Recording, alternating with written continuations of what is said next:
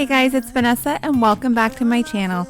This week I'm sharing another What's for Dinner where I show you what I feed my blended family of 6 from Monday to Friday. So let's get right into it. First up, cheese tortellini and cheesy garlic bread. The tortellini is from Costco. It doesn't get any easier than this, guys. So this is the Olivieri pasta. Comes in a 3-pack from Costco. I believe it's like $13. I showed it in a Costco haul a while back. So I still have 2 in my freezer. I'm going to use one up today. Of course, the sweet basil marinara classico that I always use. And I have this pesto on the side because one of the kids does like to have that. This is also the package of garlic bread from the freezer section at Costco that we always use. It's very dependable and I can pull out exactly how many slices I need. I'm just using this Tex-Mex blend from Kirkland here just to put on top and make it a little extra special, and some extras on the side, mozzarella, parmesan, and pepper if anybody should want it.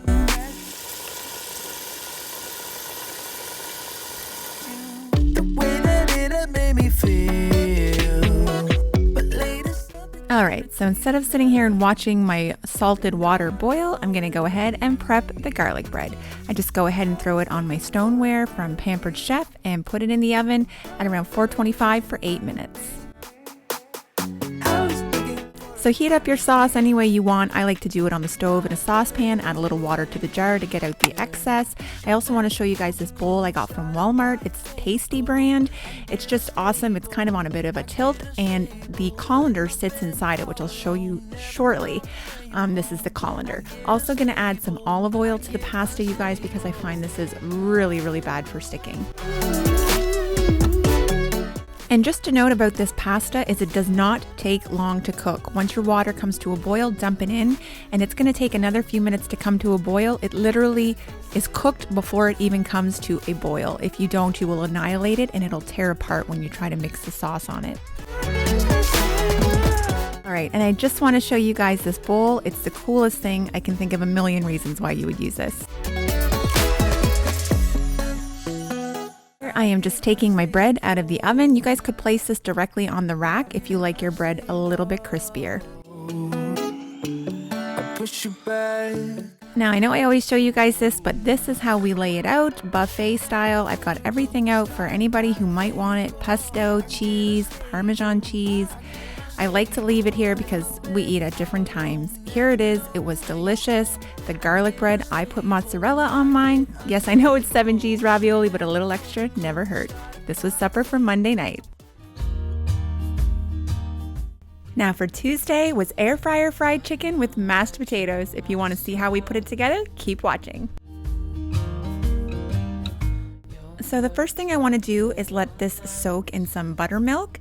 I'm just using low fat, that's not a big deal. And some of this keg chicken and rib spice that I just liked that I thought I'd mix in with the buttermilk. And I'm using thighs and legs. So go ahead and give it a good stir, make sure it's all incorporated, and you'll see I had to take my thighs out because I tried to do it before adding the seasoning. So go ahead, make sure everything is pretty well submerged. I find a deep bowl better than a large pan. Push it down. You can set this for 30 minutes or 24 hours. Now, I've seasoned my fried chicken in all sorts of ways, but I looked on Pinterest and saw this KFC seasoning. So here's a quick list of all the spices if you want to pause it and take a screenshot. But here's everything that you're going to need to make, I quote, KFC seasoning. I'm also using this Pampered Chef teaspoon, even though there's no thirds in it, because it will fit directly in my spice bottles. I hope that it made you feel good. Shot for the other boys. Go ahead and mix that up well with a fork just so you don't get any clumps of ground mustard or something. Combine this with 2 cups of flour, and I'm also going to add about 3/4 of a tablespoon of baking powder just to kind of help give it that extra fluff when it's crisping up in the air fryer. And now I've got this all mixed up and my chicken's been sitting for about 3 hours, so let's go ahead and start cooking.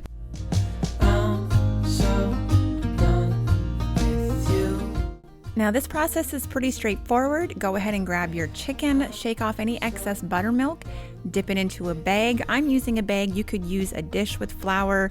In retrospect, sometimes I like the dish because I can just kind of pat it down. This got a little bit messy, but you know what? We made it work. Shake it up, make sure it's completely combined, and then shake off the excess flour and set it on a rack until you're ready to fry.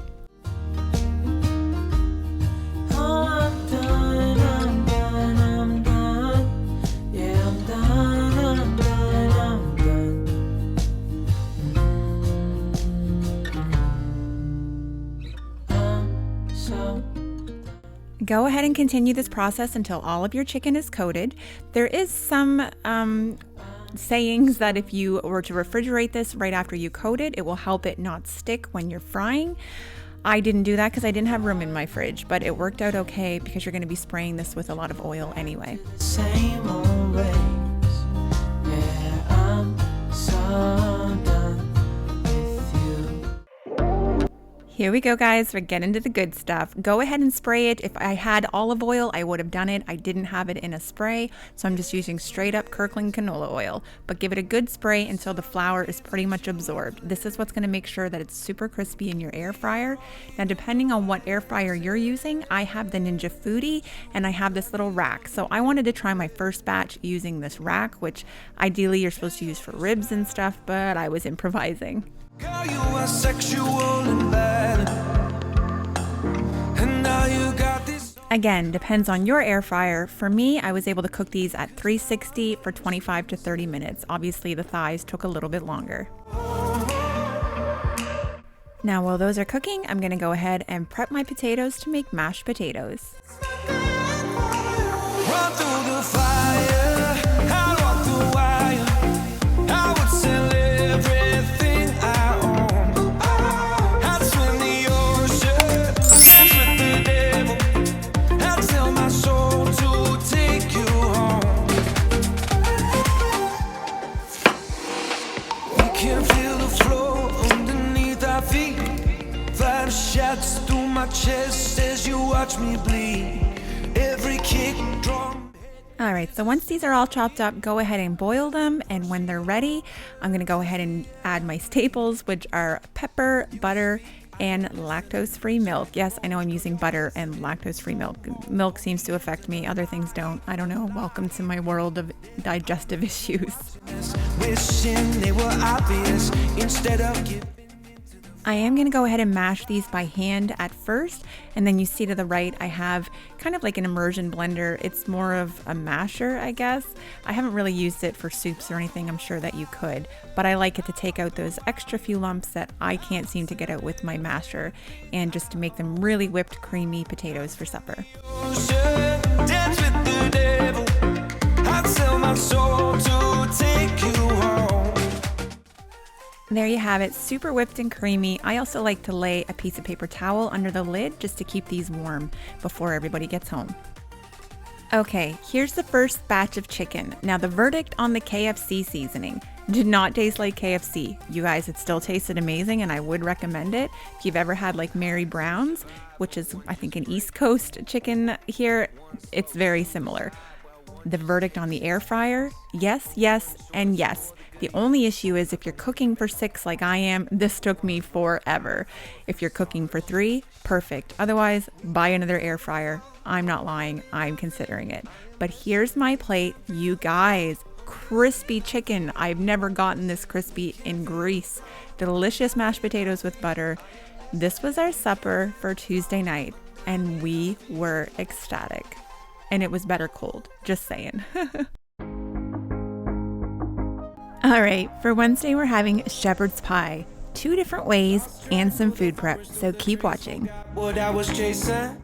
Now, I went ahead and prepared my mashed potatoes earlier in the day, and I've got my ground beef in here, a little bit frozen, so I popped the lid on it to defrost it. I have 4 cans of green giant cream corn, 1 can of cream of mushroom, and some peas, because this little dish here, I'm going to make an individual one in this one, just reminiscent of a recipe from somebody that I know, and I'm going to add some cheese when I bake that one too. And I'm also going to try to squeeze out 2 that I can stick in the freezer. Every time I make shepherd's pie, I try to food prep extra meals for later.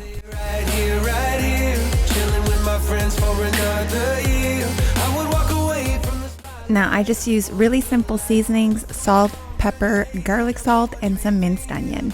and I miss the friends and your minutes in the hour.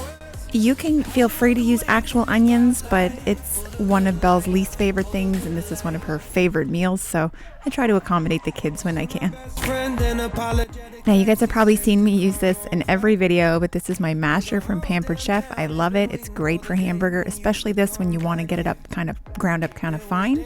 It's perfect. So stir it up, and I'm going to go ahead and drain this meat just because it was insanely greasy and just a lot of moisture from being frozen. And looking back at this video, I can't believe that this hamburger didn't fall off the side of my counter. Let's never put the night on night. Like, just look at the moisture coming out of here. You do not want this in your shepherd's pie or it'll be a runny mess, trust me. Right here, chilling with my friends for another year. Okay, so now that everything is cooked, we are ready to assemble. It is very basic. It is your meat on the bottom, whatever vegetable you choose to put in the middle. For me, it's cream corn, just always has been. It's what I grew up eating. If you guys see, I've had this meal in other What's for Dinners. It's definitely a staple in our house. So I use about 2 cans in this size. I like this size Dutch oven because it's very deep, and I kind of go a little heavy-handed on the potatoes. You're gonna see I'm gonna run out, but don't worry, I make more. Life is just too short. I like using an ice cream scooper to put the potatoes on here. It kind of helps me level out an even layer, but I did go a little bit overboard. But again, it's my favorite part of the shepherd's pie is the mashed potatoes, so everybody wins. Another year. I would walk away from the spotlight.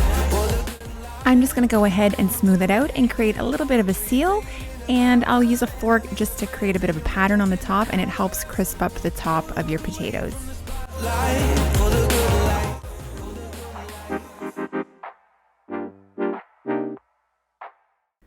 And I'm going to also sprinkle some paprika and some dried parsley. Totally optional. I just think it makes it look pretty. Now, the first one you just saw was what we're going to eat for supper tonight. I'm going to go ahead and assemble the remainder of my ingredients for food prep. So basically going to have these prepped and ready in the freezer. You just have to pull them out the night before, put them in the fridge to defrost, and they're good to cook the next day. I only had enough potatoes for this one, not a panic. I just made some more. And this is the cream of mushroom recipe. Basically 3/4 of a can of this cream of mushroom was enough for the hamburger for the size pan I showed you earlier. And I'm going to go ahead and mix. You could mix frozen peas. I just happen to have fresh peas. Mix that in. It's a little bit thicker layer where I'm not using cream corn. And then I'll top it off with my mashed potatoes and bake it in the oven.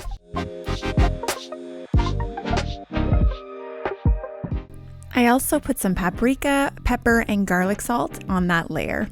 Now here they are. The front one we're going to actually have the next day for lunch, and the 2 rear ones are going in the freezer. This one was for supper. Bake it at 350, 35 to 45 minutes, depending on how dark you want your top to be. But this is the way ours turned out. It was absolutely delicious every time. It never disappoints. Belle likes hers with ketchup. I do too, if I confess, but tonight I had some just au naturel with no ketchup.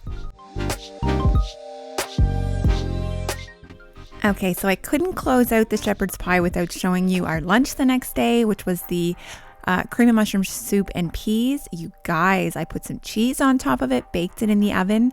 It's probably the best thing I've ever eaten. Yep, I think I'll say that. And I'm going to thank my Aunt Brenda for this one. All right, you guys, this was supper for Wednesday night. All right, so for Thursday night, it called for pizza because frankly, Mama didn't feel like cooking. So we went out and got Little Caesars. The guys had to go out and do appointments, so they took care of themselves, and Belle and Kylie and I had pizza. I ordered some of the Italian cheesy bread and the pepperoni with stuffed crust mozzarella. It was actually really good, guys. Every day you're with me when I think I can stand, You got big. And there you have it. Super cheesy, greasy, delicious supper for a Thursday night. All right, guys, we made it to another Friday. It's the end of the week. I'm making broccoli chicken and rice casserole. If you want to see how I put this together, then keep watching.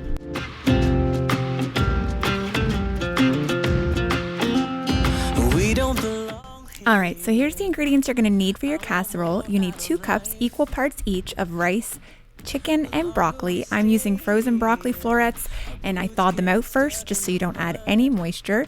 And I actually cooked a couple of chicken breasts in my pressure cooker. You're also going to need some breadcrumbs, plain or Italian, it's up to you, with some melted butter to sprinkle on top of your casserole, 1 10-ounce can of cream of chicken soup, and either Miracle Whip or mayo, whichever you have. I think you could even use sour cream, about a half a cup. And I'm also going to use some seasonings to cook up my chicken. And also I should mention, which isn't shown here, is I grated up about 2 to 3 cups of sharp cheddar cheese.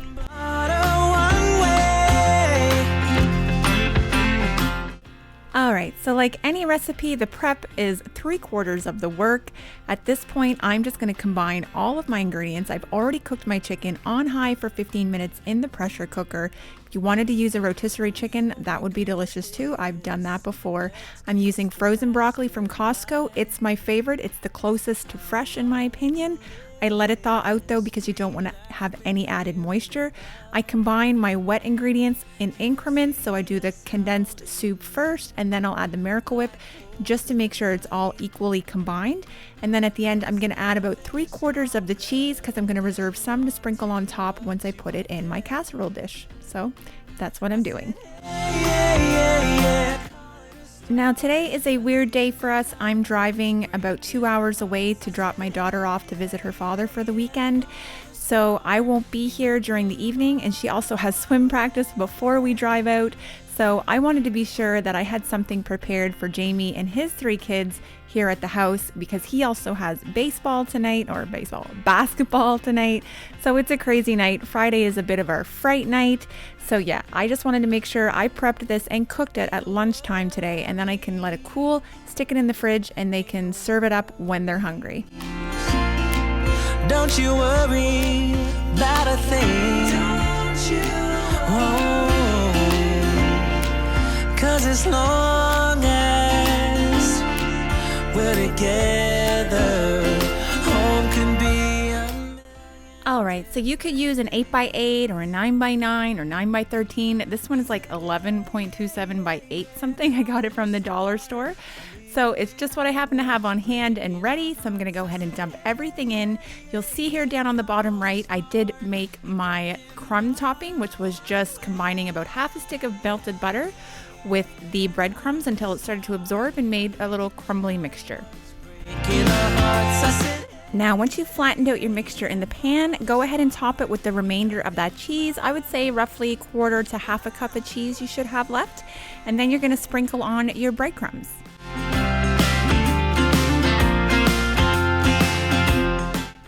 Alright, so when you're done with your topping, it should look something like this.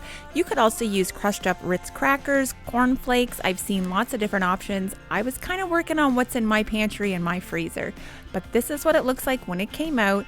Guys, it was delicious, cheesy, gooey. The rice was nice and sticky when I put it in there, so that's another thing I would recommend. Keep your rice a little bit more on the moist side when making this recipe. But guys, take a look at this. It's steaming hot out of the oven.